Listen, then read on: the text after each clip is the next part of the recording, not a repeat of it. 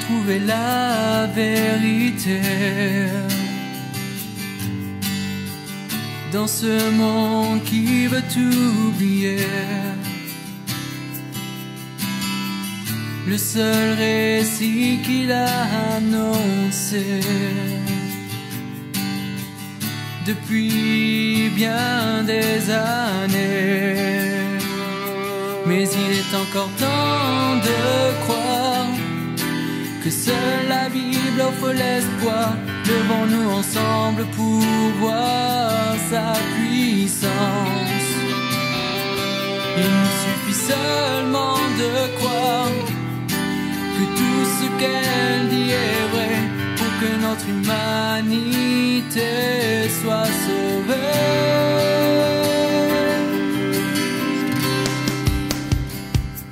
Car elle seule est la vérité, elle seule peut nous éclairer, car seul celui qui l'a inspiré peut vraiment nous libérer.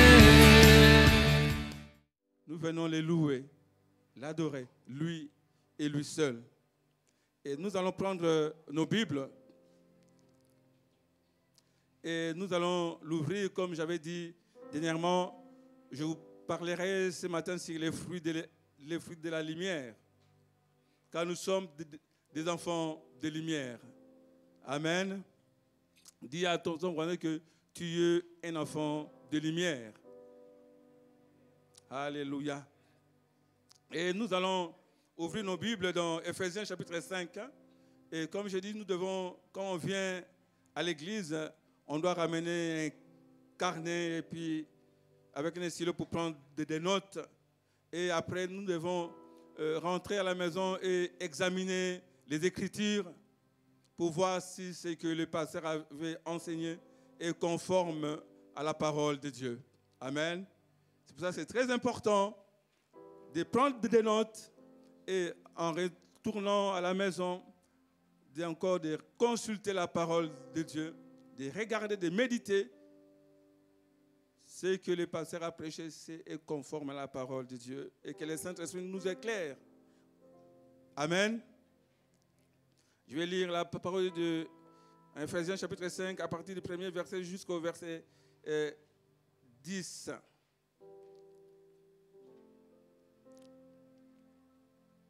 Et on peut aussi lire le verset 11.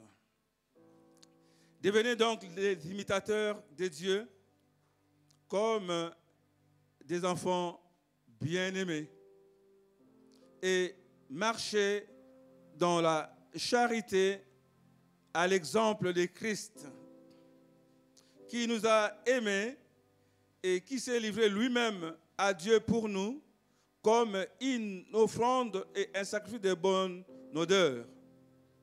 Que l'impudicité, qu'aucune espèce d'impureté et que la cupidité ne soit pas même nommée parmi vous, ainsi qu'il convient à de saints. Amen. Amen. Est-ce que nous sommes là? Amen. Je ne vous attends pas. Amen. Est-ce qu'on dort encore ou nous sommes réveillés?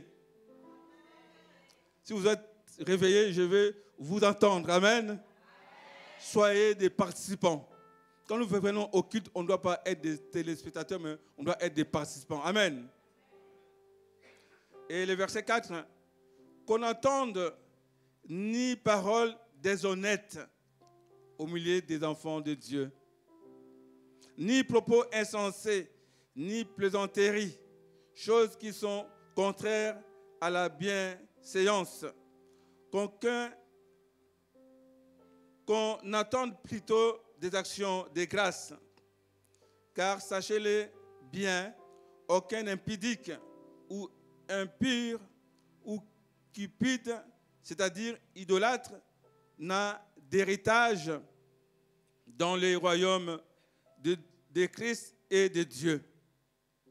Que personne ne vous séduise par de vains discours, car c'est à cause de ces choses que la colère de Dieu vient sur les fils de la rébellion. N'ayez aucune part avec eux. Autrefois, vous étiez ténèbres, et maintenant vous êtes lumière dans le Seigneur. Marchez comme des enfants de lumière. Amen. Car le fruit de la lumière consiste en toutes sortes de bonté, de justice et de vérité. Examinez ce qui est agréable au Seigneur et ne prenez point part aux œuvres infructueuses des ténèbres, mais plutôt condamnez-le.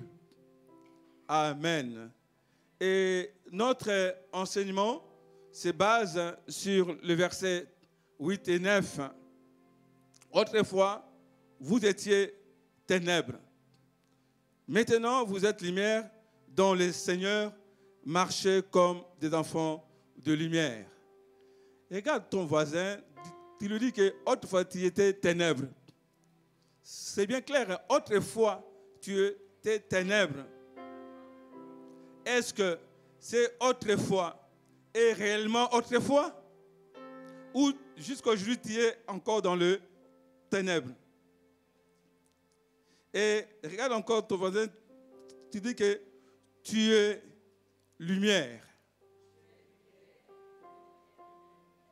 Tu es lumière. Amen. Est-ce que les gens voient ta lumière? Est-ce que quand tu arrives dans un lieu ténébreux, est-ce que les ténèbres s'enfuient ou il y a toujours que les ténèbres qui demeurent? Or, étant qu'enfant de Dieu, lorsque on arrive dans un endroit ténébreux, il ne doit plus avoir des ténèbres.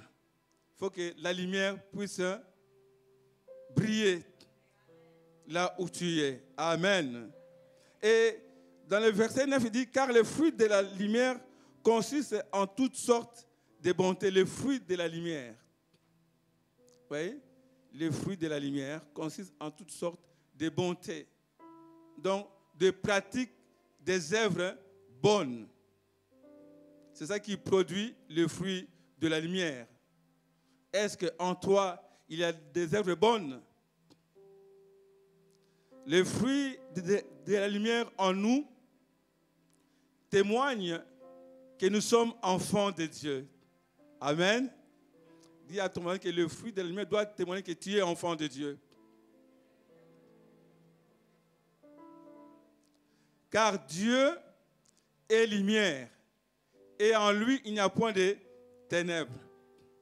Je répète encore, car Dieu est lumière, et en lui, il n'y a point de ténèbres.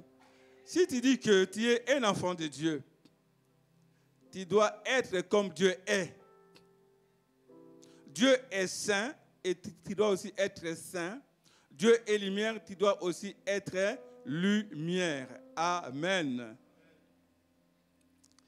Car Dieu est lumière et il n'y a point de lui de ténèbres. Si nous sommes en communion avec lui et que nous pratiquons encore les péchés, nous ne sommes pas dans la vérité, nous dit la parole de Dieu. Ce n'est pas moi, mais c'est la parole de Dieu.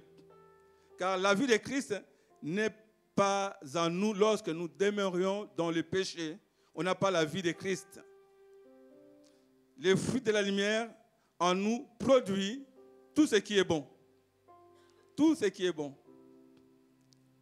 Juste et vrai. Voilà ces trois choses que le fruit de lumière produit. Et que chacun s'examine. Est-ce que j'ai cette production en moi? J'ai ces fruits de la lumière dans ma vie? Parce que souvent, on parle des fruits de l'esprit. Et la lumière aussi fait partie de ces fruits de l'esprit. Le fruit de la lumière, c'est lui-même Christ Jésus. Amen. Et dans l'épître de Jean, première épître de Jean au verset 7, la Bible nous dit ceci. 1 Jean, chapitre 7, chapitre 1er au verset 7. Nous allons les lire ensemble. Et après, nous allons lire le verset 8 après.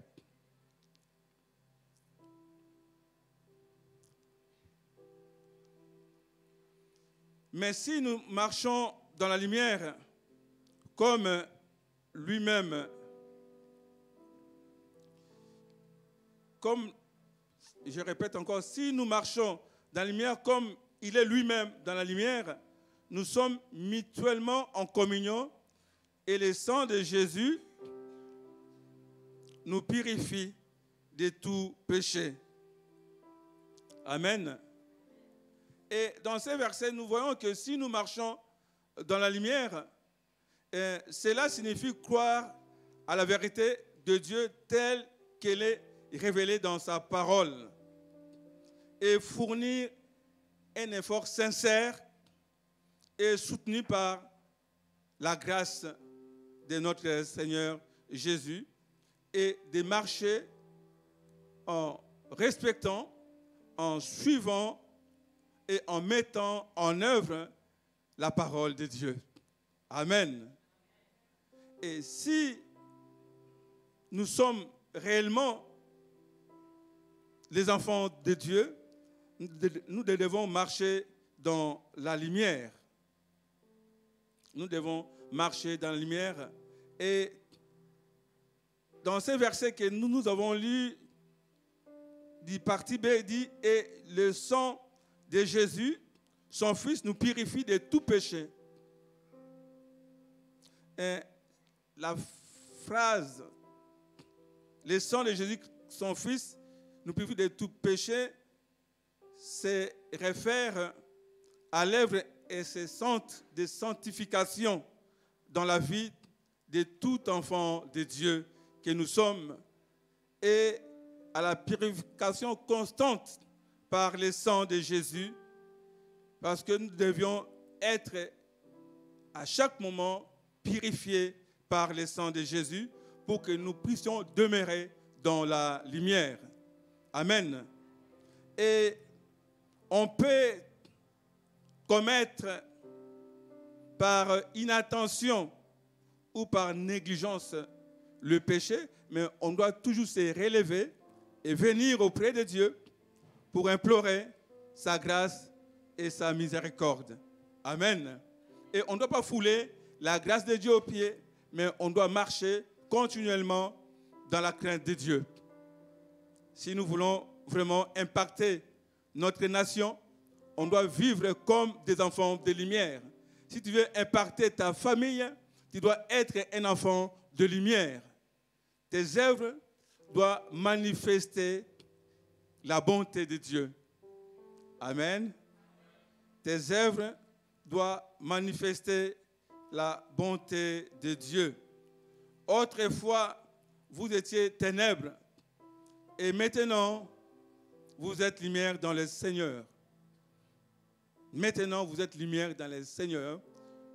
La parole de Dieu nous recommande, comme nous sommes lumière dans le Seigneur, on doit marcher comme des enfants de lumière. Est-ce que nous sommes là ce matin?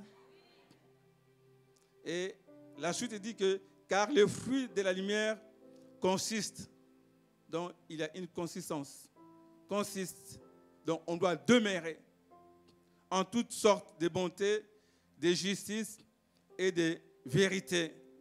Marcher comme des enfants de lumière, c'est manifester le fruit de l'esprit. Comme nous montre la parole de Dieu dans Galates, au chapitre 5, le verset 22. Galates 5, le verset 22. Et ces versets nous disent ceci. Et je te demanderai au pasteur Jacques, s'il te plaît, de me lire le verset 22 de Galates 5.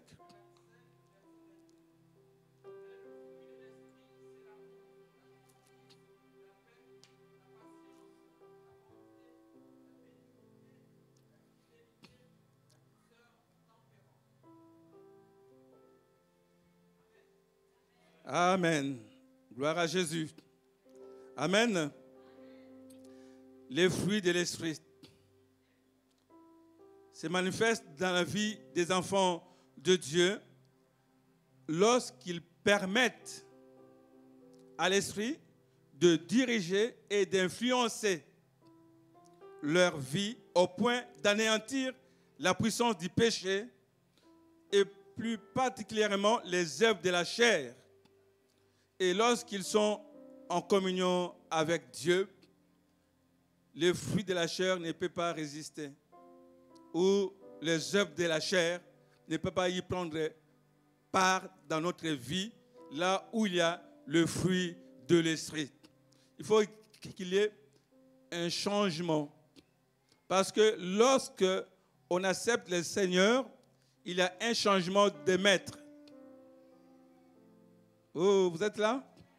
Dis à ton voisin que lorsque on accepte le Seigneur, il y a un changement de maître. Et autrefois, notre maître était le péché ou le diable. Et la Bible déclare que le salaire du péché, c'est la mort. Autrefois, nous étions de personnes mortes, malgré vivantes.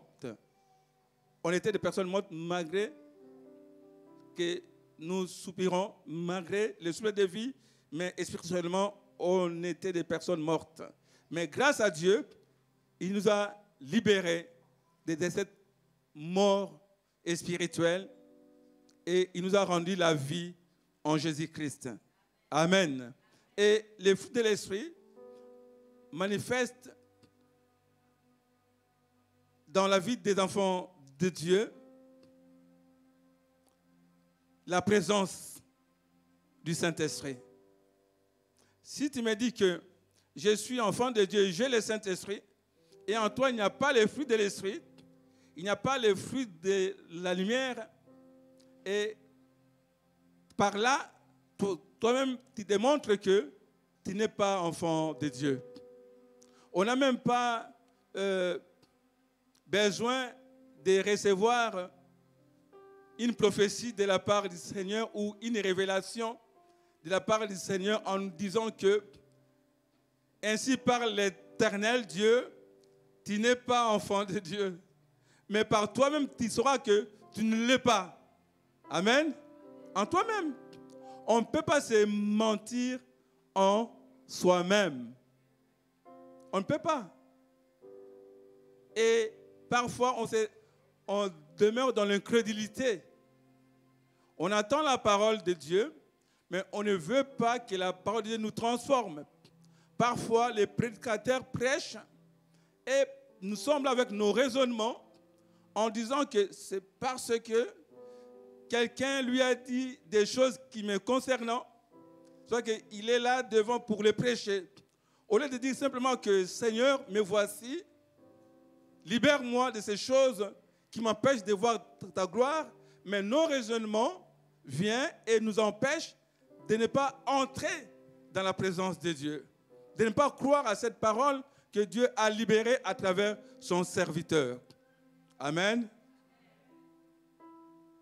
Et souvent, et je me rappelle, un jour, j'ai rendu visite à une sœur.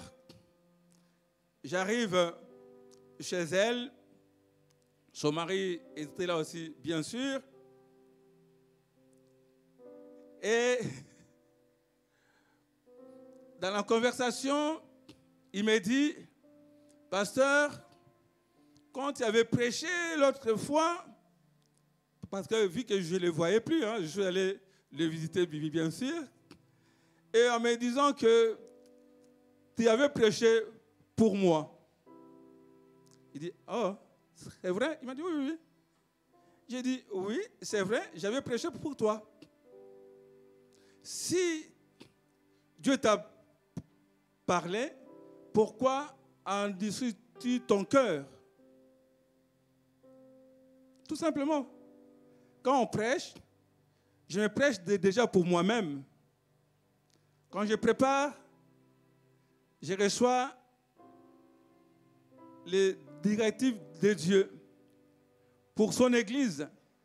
Et moi-même, déjà, j'ai prié pour que cette parole soit vraie en moi. Et si j'ai des choses à me reprocher, je m'agenouille et je demande pardon à Dieu avant de venir les libérer au sein de l'Église. Amen. Il faut que moi-même, je puisse être aussi conforme à ce que j'annonce à l'Église. Parce que sinon, ça sera l'hypocrisie. J'ai dit des choses et je ne les pratique pas. Ça sera l'hypocrisie. Et je lui dis que c'est dommage que tu n'as pas ouvert ton cœur à la parole de Dieu.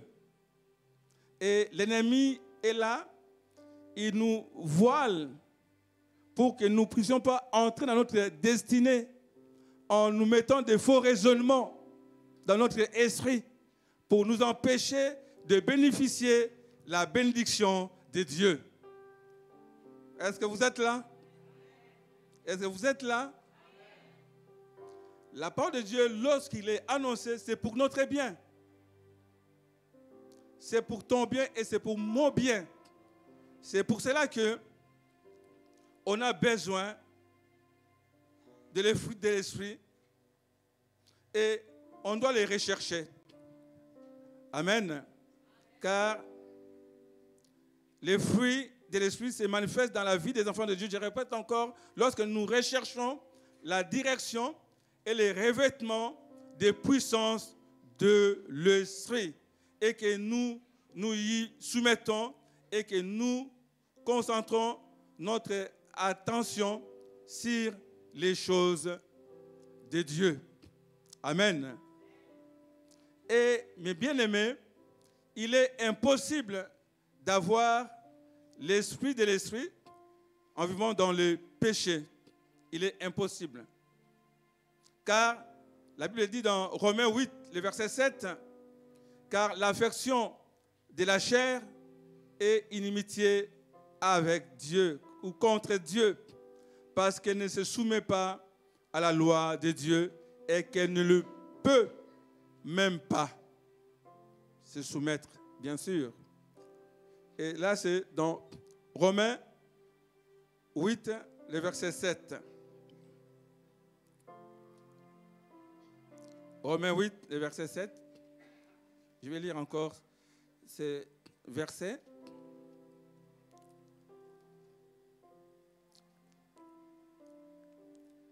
Alléluia. Dieu est bon pour toujours. Dieu est bon. Amen. Notre Dieu est bon. Car l'affection de la chair est inimitié contre Dieu parce qu'elle ne se soumet pas à la loi de Dieu et qu'elle ne le peut même pas. Vivre selon la chair, c'est vivre dans le péché, tout simplement. C'est rechercher le désir corrompu de la nature humaine pécheresse. Mais nous, nous sommes appelés enfants de lumière et on doit marcher comme des enfants de lumière et non pas comme des enfants de ténèbres. Car les enfants de ténèbres marchent dans l'immoralité sexuelle, marchent dans les haines, je dirais.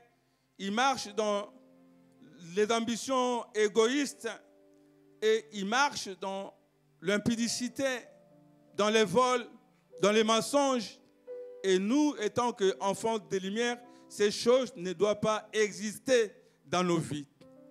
Amen. Et dis à ton voisin que ces choses ne peuvent pas exister dans nos vies parce que nous sommes des enfants de lumière. Parle à ton frère ce matin. Prêche ton frère ce matin. Prêche ton frère, ta soeur. Prêche-le que ces choses ne peuvent pas exister en toi. Prêche-le. Prêche. Alléluia.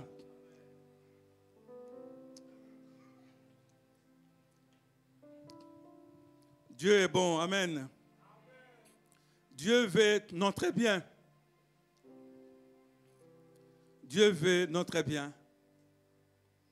C'est pour cela que le fruit de l'esprit se manifeste dans la vie des enfants de Dieu lorsqu'il a une rupture nette avec toute forme d'impiété et qu'il a également une résistance continuelle aux désirs coupables du corps. Ça va être notre combat. Et quand j'entends parler du combat spirituel, et souvent, j'ai dit que le combat spirituel, en premier, ne doit pas être seulement pour chasser des démons. Est-ce que nous sommes là?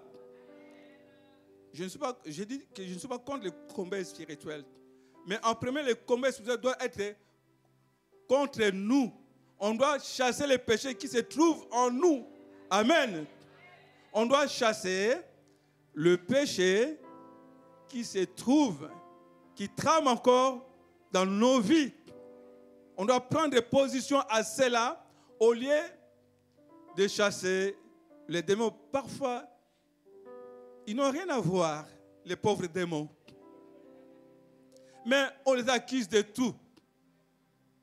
Parfois, notre désir propre nous pousse à faire toutes ces choses. Nos envies. C'est pour ça que nous devons lutter contre ces choses nous-mêmes déjà. Combattre contre cela. C'est ça le combat spirituel. On doit combattre spirituellement contre le péché. En disant que je ne veux pas dans ma vie. Amen. Dis à ton voisin que je ne veux pas que les péchés soient dans ta vie. Mais il faut les combattre. Il faut les combattre. Et vous savez, Dieu, qu'est-ce qu'il a dit à Caïn lorsqu'il voulait pécher? Dieu a dit quoi? Le péché est tapis, couche à ta porte. Est tapis à ta porte. Mais toi, vous faites quoi? Domine. Combat. Chasse-le. Amen. Chasse-le. Et le péché appelle le péché. Comme il ne l'a pas chassé, il a vu quoi dans son cœur? De la haine, l'amertume, la haine, la jalousie. Et toutes ces choses-là ont mené après au maître. C'est pour ça que Jean dira, si tu n'aimes pas ton frère, tu es un métrier. Ou je dirais, en d'autres termes, comme j'avais dit il y a longtemps, que tu es un sorcier. Quand tu n'aimes pas ton frère, tu es un sorcier. Plus que les sorciers de ta ville ou de ton village. Amen. Est-ce que nous sommes là ce matin? Est-ce que tu es là ce matin? Et nous allons lire Galates 5, le verset 16.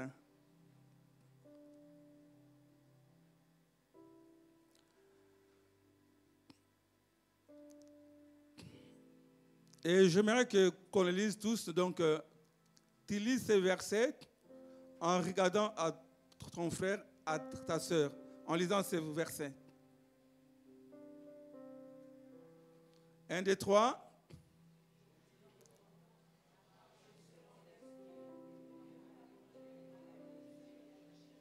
Et dis-lui que tu n'accompliras pas les désirs si tu marches, amen. C'est pour cela que nous devons mettre à mort nos œuvres coupables. On doit les mettre à mort aujourd'hui. Avant de sortir dans ces lieux, on va mettre à mort tout ce qui est œuvre coupable dans nos vies. Et les haïr aussi. Amen. On doit les haïr et on doit les fuir. Je répète encore, on doit les haïr, c'est bien, mais on doit aussi les fuir. Amen. L'exemple de Joseph, il a fui devant la femme de Potiphar.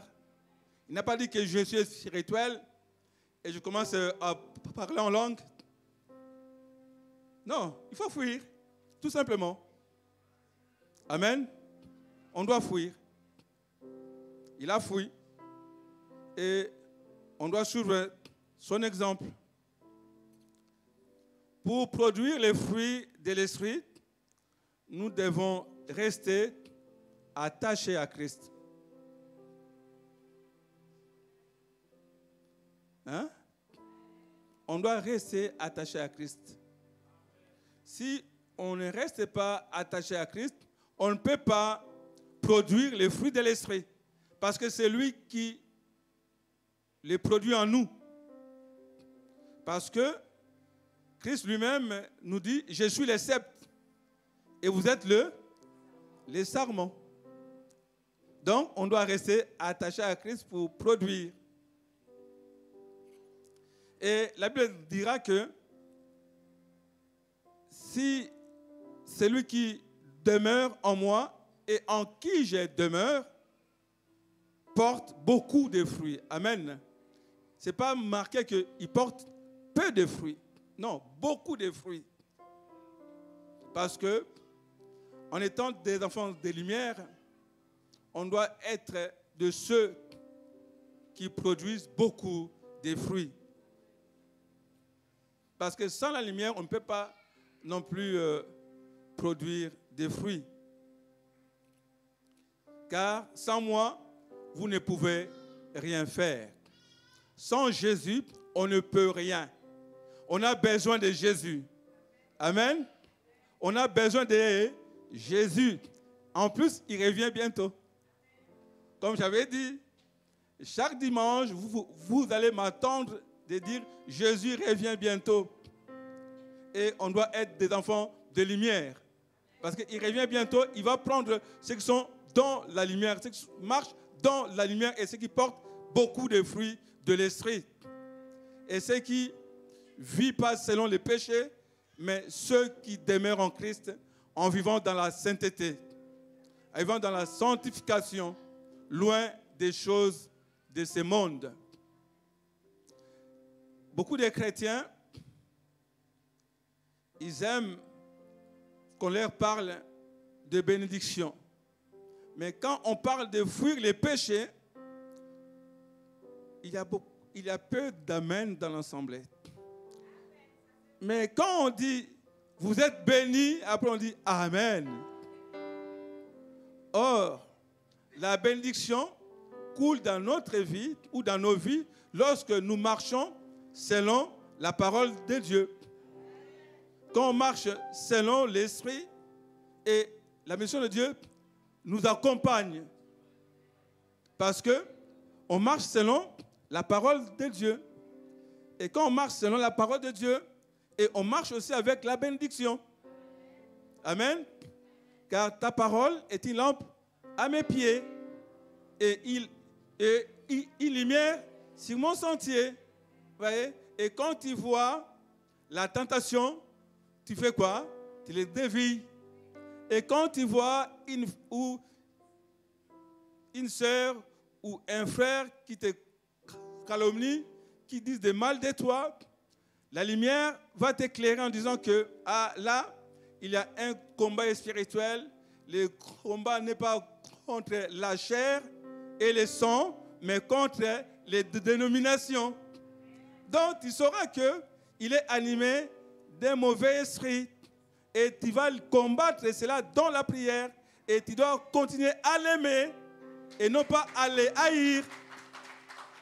C'est ça le combat spirituel. Tu dois l'aimer, prier pour elle ou pour lui. Non pas les haïr, non pas en disant que je ne veux pas les pardonner et je ne les pardonnerai jamais. Et tu bloques tes bénédictions. Tout simplement. Amen. Nous devons entretenir une communion constante et intime avec Christ et mener une vie pure à l'aide de sa parole pour que nous puissions porter du fruit. Que Dieu bénisse sa parole. Amen. Amen.